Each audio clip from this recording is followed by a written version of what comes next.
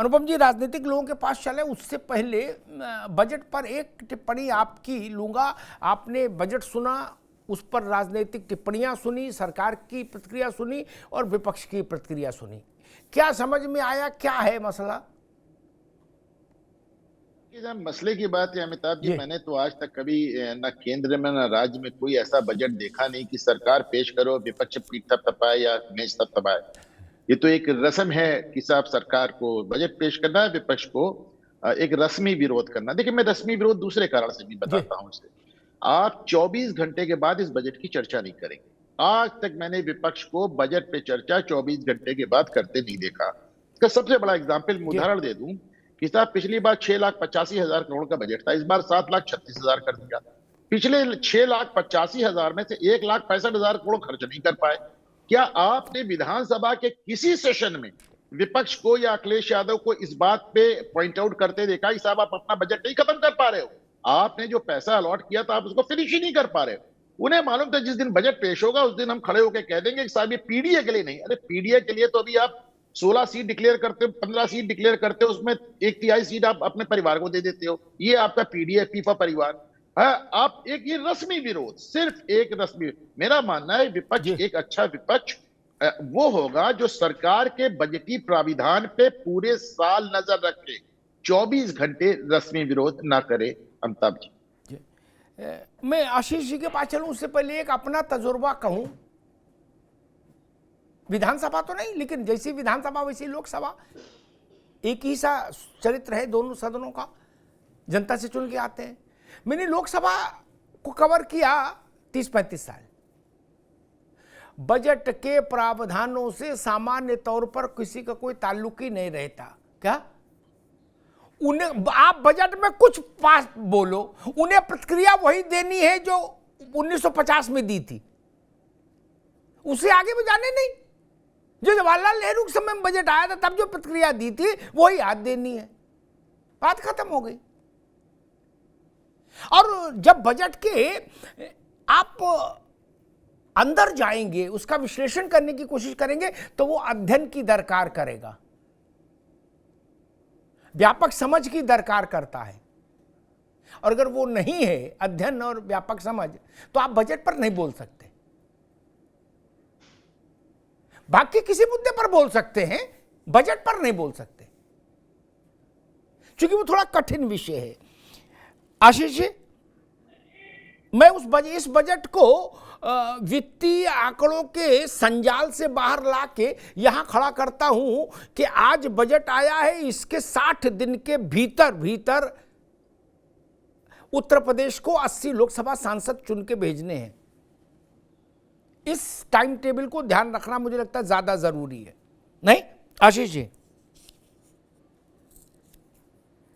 जी बिल्कुल, क्योंकि इतनी जल्दी नजदीक अब भविष्य में चुनाव है और बहुत महत्वपूर्ण चुनाव है कहीं ना कहीं। लेकिन यहाँ ये भी देखना है कि जैसे आपने बहुत अच्छी बात कही कि हाँ, आंकड़ों से जो है हम उसको बाहर रख करके बात करें, क्योंकि आंकड़ों से आप चर्चा तो कर सकते हैं, नाम तो बड़ा हो जाता है, लेकिन जैसा अखिलेश जी ने कहा कि केवल नाम का नहीं काम का बजट होना चाहिए। एक आम आदमी ये सोचता है कि ठीक है, बहुत लंबी जब अखबार में वो छप के आता है कि इसमें ये प्रावधान दिए, तो वो ये ढूंढ रहा होता है कि इससे सीधे तौर पे मेरे यानी एक आम आदमी को क्या फायदा होने वाला है। अभी आपने जो दिखाया, मैंने उसमें दो प्रमुखता बातें देखी कि एक जो किसान है जो 60 साल से ऊपर के हैं, उनको 3,000 रुपए प्रति माह, शायद प्रति माह ही है, वो एक पेंशन के तौर पर मिलेगा। सुनने में बहुत अच्छा लगता है, लेकिन अगर उसी को हम दूसरे तरीके से देखें कि यदि जो किसान जिसकी आय दुगनी करने की बात की गई थी, क्योंकि जब आप एक किसान को ज्यादा समृद्ध बनाएंगे तो आप एक प्रोडक्शन बढ़ाते हैं, सर्कुलेशन बढ़ेगा, उसी से आगे जो है और लोगों को व्यवसाय मिलेंगे, तो वो एक साइकिल होता है, वो ज्यादा अच्छा बनेगा, जिससे हमारी इकोनॉमी ज्यादा बेहतर कर सकती है। ये 3,000 रुपए बजाय एक व्यक्ति को देखने का नजरिया है, लेकिन क्योंकि चुनाव है तो शायद मेरे ख्याल से उस नजरिए से देखा गया है। लेकिन बेहतर ये होता है कि हम उसको इस तरह से इंप्रूव करते हैं कि तो अगर हमारा प्रोडक्शन बढ़ेगा तो कहीं ना कहीं उस चीज से सारा कुछ बेटर होता है। उस गांव में, जिस गांव में प्रोडक्शन बेटर हो, धीरे धीरे हम इसी तरह बढ़ सकते हैं। जैसे अभी बात कही गई कि 5 लाख का जो लोन शायद दे रही है सरकार, इंटरेस्ट भी युवाओं।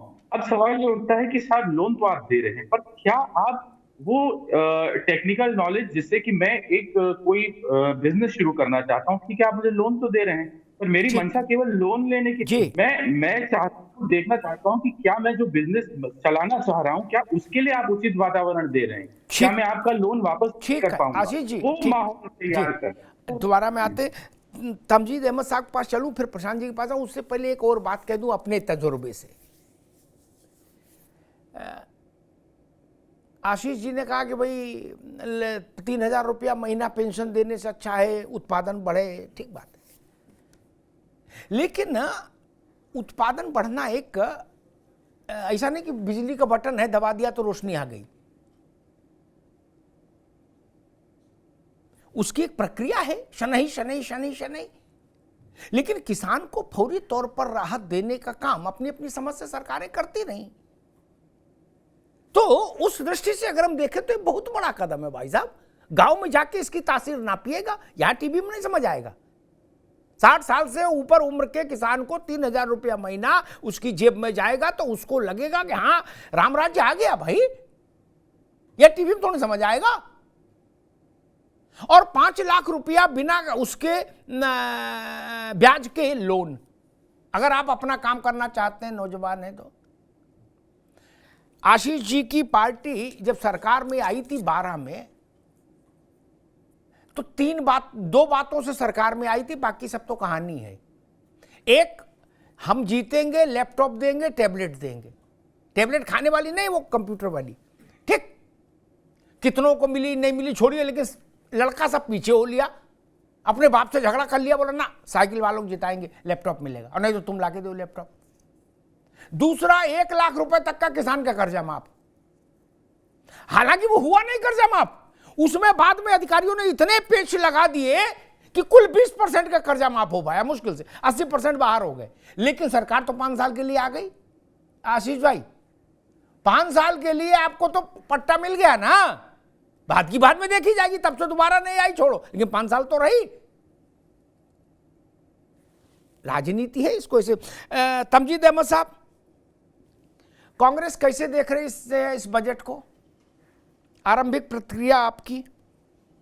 देखिए अमिताभ जी, अगर इस बजट बारे में विश्लेषण किया जाए तो निश्चित रूप से अगर इस बजट का आप तथ्यात्मक दृष्टि से देखेंगे तो निश्चित रूप से हमारी पहली प्रतिक्रिया यही है कि बेहद निराशाजनक बजट है। अच्छा, छोड़ दीजिए कि इन्होंने क्या किया, बजट सिर्फ अगर आप देखेंगे तो इन्होंने सिर्फ आंकड़ा बढ़ाने का काम किया। एक्सपेंडिचर वर्सेस आंकड़ा बढ़ाने की अगर आप प्रक्रिया देखेंगे तो एक्सपेंडिचर कितना हुआ है, कितना सरकारी बजट का इस्तेमाल नहीं हो पाया। बहुत सही अभी जो विश्लेषक महोदय ने कहा कि ये बहुत गंभीर प्रश्न है कि आप आंकड़े तो बढ़ा देते हैं बजट में बड़े बड़े।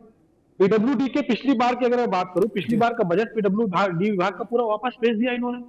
तो सिर्फ ये बजट के समय आंकड़ों की बाजीगरी करते हैं, आंकड़ों की जादूगरी करते हैं और अगले दिन अखबारों में बड़ा बड़ा छपवाने के लिए सारा खेल खेलते हैं। अब इन्होंने जो वादे किए थे, मैं बुनियादी मुद्दों पे आता हूँ। इन्होंने वादे किए थे कि हम सबको टैबलेट देंगे, वाईफाई देंगे, कोई इस बजट के अंदर प्रोविजन हो तो आप बता दीजिए। इन्होंने वादा किया था कि हम किसानों की आय दुगनी कर देंगे, एमएसपी के लिए बहुत सारे वादे, कमेटी बनाएंगे, कुछ इन्होंने किया हो तो बता दीजिए। इन्होंने वादा किया था कि स्कूटी देंगे बच्चियों को, कोई अगर इन्होंने इसका प्रोविजन किया हो बता दीजिए। इन्होंने वादा किया था कि दीपावली में महिलाओं को सिलेंडर देंगे मुफ्त, कोई प्रोविजन किया हो तो बता दीजिए। तो बेहद गंभीर प्रश्न खड़े हो गए। फिर अगर आप देखेंगे तो ये बहुत सारे इन्वेस्टर सबमिट करते हैं। अगर आप देखेंगे कि हर साल इनका इन्वेस्टर सबमिट होता है और हर साल बड़े बड़े आंकड़े बताए जाते हैं। 5 लाख करोड़ का एमओयू साइन हो गया। अगर आप बजट में जाएंगे तो उसमें मिलेगा कि 5 लाख करोड़, 10 लाख करोड़, ये सब आंकड़ों की बाजी करेंगे। लेकिन देखेंगे तो वाकई में कितना पैसा आया तो शायद 10% भी नहीं आता है। ठीक है तमजीद भाई, सिर्फ आंकड़ों की बाजीगरी करने से काम नहीं चलेगा। बेहद प्रश्न और बेहद निराशाजनक बजट लेके आई है। जी, दोबारा आते हैं आपके पास। तमजीद भाई दोबारा आ रहे हैं।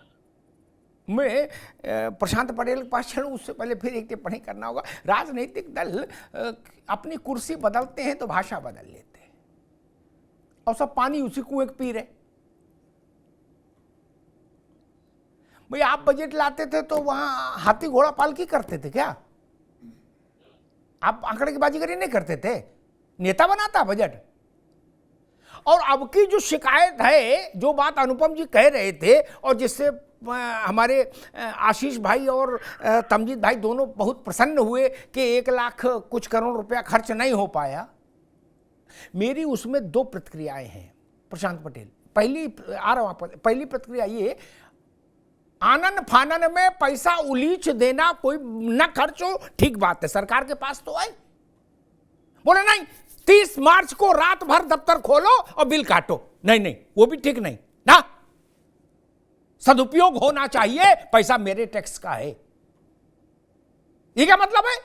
और दूसरी बात मैं ये कहूंगा, अब की अगर आपकी जो चिंता है वो चिंता इसलिए समाप्त हो जाएगी, 60 साल से ऊपर की उम्र के किसान को 3,000 रुपया महीना ट्रांसफर होगा खाते में।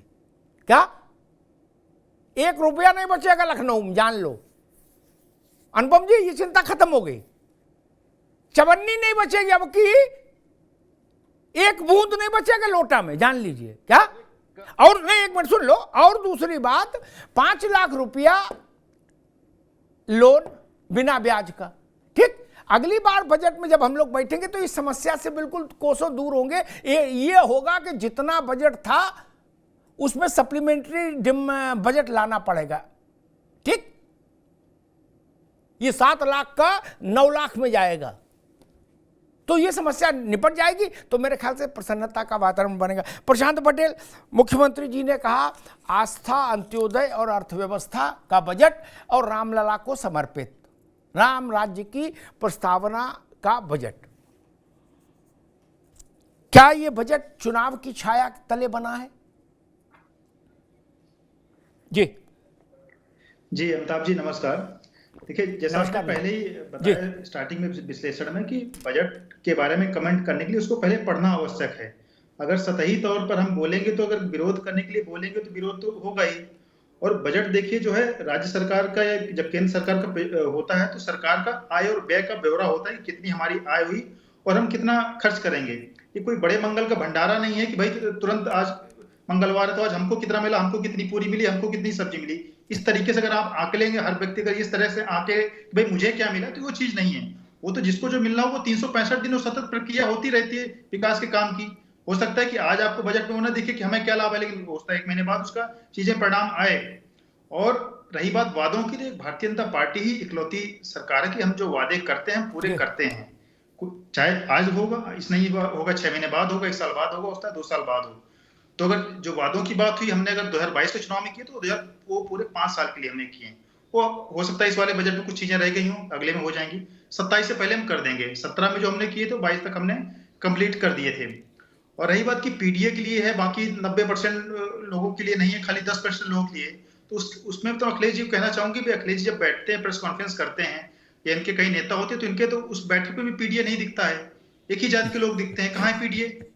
इनके डिबेटों में मैं 3 साल 4 साल से डिबेट कर रहा हूँ प्रवक्ता के तौर पर, वहां पे पीडीए के नहीं दिखते हैं। समग्र रूप से जो भी उनका विश्लेषण कर लें वो नहीं दिखते हैं इनके तीनों लोग। तो कहाँ है पीडीए? भाई आप पहले अपने संगठन में, अपने प्रेस कॉन्फ्रेंस वहां दिखाइए। अपने अखिलेश जी अपने बगल में तो 2 लोग बिठा लेना, जिस पीडीए का राग अलाप रहे हैं उनके वो लोग बिठा ले, तब तो जनता में एक मैसेज जाएगा।